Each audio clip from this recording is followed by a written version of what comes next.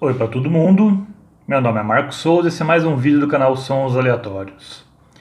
Hoje eu falo aqui de uma banda britânica, da qual eu gosto bastante, mas ela já levou muita pedrada aí durante sua carreira, especialmente ali no final da década de 70, começo da década de 80, quando eles ficaram totalmente fora de moda, mas depois tiveram uma certa reabilitação, que eu julgo ser mais do que merecida.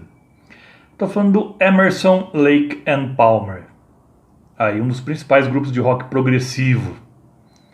E mesmo alguns fãs de rock progressivo não gostam do Emerson Lake and Palmer, porque acham que eles eram muito exagerados mesmo. Bom, eles tiveram momentos de exagero sim, mas eles podiam. Eles tinham bagagem técnica para isso. Em especial para mim, o Keith Emerson. Eu já falei isso aqui no vídeo do Nice, que eu fiz sobre o álbum de estreia do Nice, que eu considero o Keith Emerson o melhor tecladista do rock. E ele foi ele demonstrou isso claramente durante a sua passagem pelo Emerson, Lake and Palmer. E apesar de todos, a maioria considerar o Brain Salad Surgery como a sua obra-prima, eu vou trazer aqui o segundo álbum deles, que é o meu preferido, Tarkus. Uma edição bem caprichada essa daqui, que é um álbum duplo. Ele originalmente era simples, mas essa edição aqui é dupla. Por quê? Porque o disco 1 é o álbum original, e o disco 2 é uma versão alternativa com uma mixagem alternativa e tem 3 faixas bônus, mas eu chego lá. Então, o Emerson Lake and Palmer foi um dos primeiros supergrupos a se formarem. O Keith Emerson, tecladista, veio do The Nice. O Greg Lake, baixista, guitarrista, violonista e vocalista, também veio do King Crimson, onde só participou do primeiro disco e de algumas faixas do segundo. E o Carl Palmer, ele veio primeiro, ele participou do Crazy World of Arthur Brown, que eu já falei aqui também, mas ele não chegou a gravar nada com o grupo, ele já pegou o grupo em fim de carreira. E depois foi um dos fundadores do Atomic Rooster, junto com o Vincent Crane, que também era do Crazy World of Arthur Brown. E o Carl Palmer participou apenas do disco de estreia do Atomic Rooster, que saiu no comecinho de 1970. E durante o ano de 1970 que foi formado o Emerson, Lake and Palmer, que eu vou ficar, para encurtar aqui, eu vou falar ELP. Então quando eu falar ELP, entenda-se que é Emerson, Lake and Palmer. E o ELP poderia ter sido FELP ou até mesmo HELP. Isso porque tanto o Robert Fripp quanto o Jimi Hendrix demonstraram interesse em fazer parte do grupo. Mas o Keith Emerson, acredito eu, que ele não estava querendo trabalhar com guitarristas mais. No The Nice já era assim, só o primeiro álbum que tem um guitarrista, que é o Dave List. Depois o Nice se transformou num trio com teclado, baixo e bateria. E essa configuração se manteve durante o Emerson, Lake and Palmer. E ainda em 1970, no finalzinho, eles lançaram o álbum de estreia deles, chamado apenas Emerson, Lake and Palmer, com o grande sucesso Lucky Man, que é uma balada do Greg Lake, que ele compôs ainda na época de escola, ainda menor de idade, para ver como é que ele era talentoso.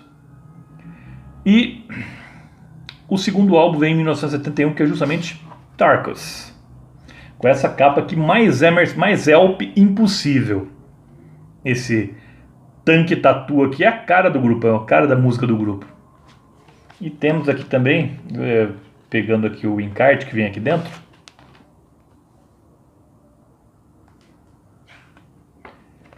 tem aqui também fotos aqui. E aqui mais meio que a história do Tarkus, desde que ele surgiu de uma erupção até ele encontrar 3 oponentes. Que primeiro é o Iconoclast, que é esse meio pterodátilo aí. E depois o Mas, que é meio que um réptil ciborgue. E depois ele se encontra com o Manticore, no qual ele destrói os 2 primeiros, mas enquanto o Manticore acaba levando a pior e acaba indo parar no mar. Daí que vira o Aquatarkus. E continuando a mostrar as fotos aqui. O então lado A é a toda Suite Tarkus, que conta essa história. É composta em 7 partes. E aí a gente tem o Keith Emerson dominando aqui, mas o Carl Palmer também ele toca muito aqui nessa suíte. Ele com andamentos bem incomuns para o mundo do rock, distantes aí do 4x4, do famoso 4x4. E aqui o Greg Lake também canta de maneira angelical. No caso de Battlefield, que é a minha preferida aqui dessa suíte, e onde ele também usa guitarra e violão também. Não era comum o Greg Lake tocar guitarra e violão nas músicas do Help, mas aqui em Battlefield ele dá conta desses dois instrumentos, além do baixo e do vocal. Então aqui tem, e ficou conhecido principalmente a faixa de abertura aqui da suíte, que é Eruption. Ficou bastante conhecido como trilha sonora de telejornais. Eu lembro que no telejornal local da minha cidade usava, da afiliada da Rede Globo na época, usava um pedaço de Eruption ali como chamada. E até depois que eu descobri o Tarkus, eu fiquei até surpreso. Mas aqui temos, como eu falei, os teclados aqui, o Moog e o Hammond do Keith Emerson domina essa suíte, mas com o Carl Palmer também na parte percussiva mandando muito bem. E a parte final, que é o Aquatarkus, que é um instrumental, tem uns efeitos onde o Moog fica parecendo como se estivesse soltando bolho meio que embaixo d'água. Essa foi uma ideia que o Keith Emerson teve quando ele foi fazer um mergulho submarino. Daí ele imaginou como seria o som do snorkel saindo bolho, e é mais ou menos o que saiu em Aquatarkus. Então uma suíte, e sempre, desde então, essa suíte sempre tem que estar presente nos shows da banda. Sempre teve que estar presente nos shows da banda. Seja completa ou condensada. E depois no lado B, aqui a gente já temos canções desconectadas uma das outras, mas ainda assim excelentes. Eu gosto muito. Jeremy Bender nem gosto tanto assim, mas ela é um alívio cômico ali, onde o Keith Emerson tem um estilo meio country, meio honky-tonk de tocar piano aqui. Mas eu sou simplesmente apaixonado por Beaches Crystal, que nessa música que o Keith Emerson prova que é perfeitamente possível adicionar música erudita e jazz e continuar sendo rock na música. Não deixa de ser um rock, mas é um rock com influência de jazz, de música erudita, ainda assim com energia e com atitude. Isso aqui, para quem costuma dizer que os progressivos não tinham atitude, a música era muito plácida, não tinha pegada, escutem Beaches Crystal então, para ver que isso é papo furado. E The Only Way, Him, temos uma linda abertura, inspirada em música erudita também. E o Greg Lake aqui canta melhor do que nunca nessa canção. Aqui o Greg Lake dá o melhor que ele tem na sua voz angelical, como eu falei anteriormente. Depois Infinite Space Conclusion, que já é uma faixa mais com temas de jazz. E também aqui o Carl Palmer arrasa na bateria. A Time and a Place ela é um pouco meio obscurecida, eu acho, em relação às outras. É uma das menos brilhantes, mas ainda assim tem o seu valor. E o final é uma brincadeira aí, misturando música clássica com rockabilly, com rock dos anos 50, Are You Ready, Eddie? Em homenagem aí ao Eddie Offord, que era o engenheiro de som. Aqui você vê o Jerry Lee Lewis encarnado no Keith Emerson. E aqui no disco 2 aqui, eu acredito que é a mixagem alternativa que não difere muito da original, mas o interessante é que são as faixas bônus. Temos 3 aqui. Oh My Father, que até então nunca tinha sido lançada, até esse lançamento aqui em 2012.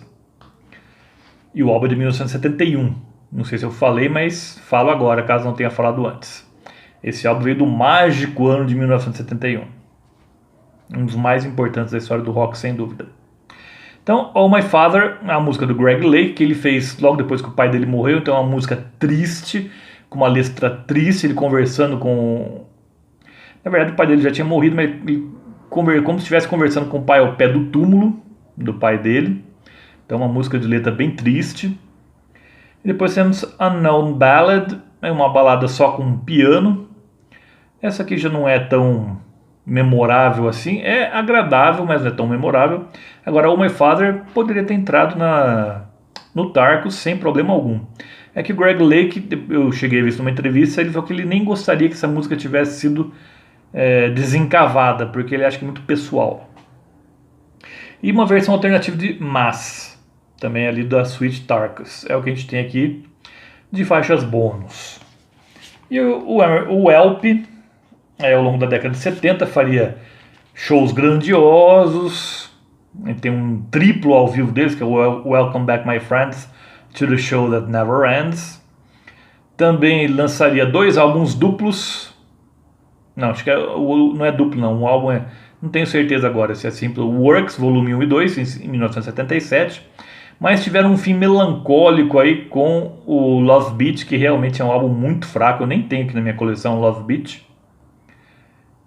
E na verdade foi feito para cumprir contrato. O próprio Greg Lake esclareceu isso anos depois. Ali as tensões entre os membros da banda já estavam crescentes e em níveis muito perto do limite do suportável. Então eles tinham que gravar um último álbum por pressão contratual. Então eles gravaram Love Beat mais para se livrar daquilo mesmo. Mas na década de 90 eles experimentaram um comeback, um retorno com Black Moon. E fizeram até uma turnê, que inclusive passou pelo Brasil. Essa turnê do Black Moon, eles tocaram aqui no Brasil. E tem um caso curioso do show que eles fizeram no Brasil, ou não sei se foi um ou mais de um, mas se foi mais de um, em um deles, o Renato Russo da Legião Urbana foi assistir ao show deles, mas ele estava um pouco alto já, tinha bebido um pouco além da conta, e tentou ir no camarim para conhecer pessoalmente, mas foi impedido. Ele foi meio que expulso com uma certa truculência até dali da casa de shows, e infelizmente não teve a chance de encontrar-se aí com nenhum dos membros da banda. E ainda no final, ainda na década de 90, infelizmente o Keith Emerson descobre ter tenossinovite, que é uma inflamação nos nervos do braço, da mão, e ele fez uma cirurgia que quase impossibilitou de tocar, mas comprometeu bastante a sua técnica, infelizmente. E no ano de 2016, tanto o Keith Emerson quanto o Greg Lake deixaram esse mundo. O Keith Emerson, de maneira trágica, ele se suicidou com um tiro na cabeça por depressão. Ele estava deprimido já porque não conseguia tocar da mesma maneira que antes. O Greg Lake, por causa de um câncer. O único do trio que ainda está vivo é o Cal Palmer. Mas ficaram os discos aí para a gente ouvir. E para quem ojeriza a sonoridade do Help, eu peço aí para dar mais uma chance. Eles eram bons sim, muito bons inclusive. Eu lembro a vocês, toda terça-feira tem de novo aqui no canal. Por hoje eu fico por aqui. Vejo vocês na próxima terça-feira. Até lá!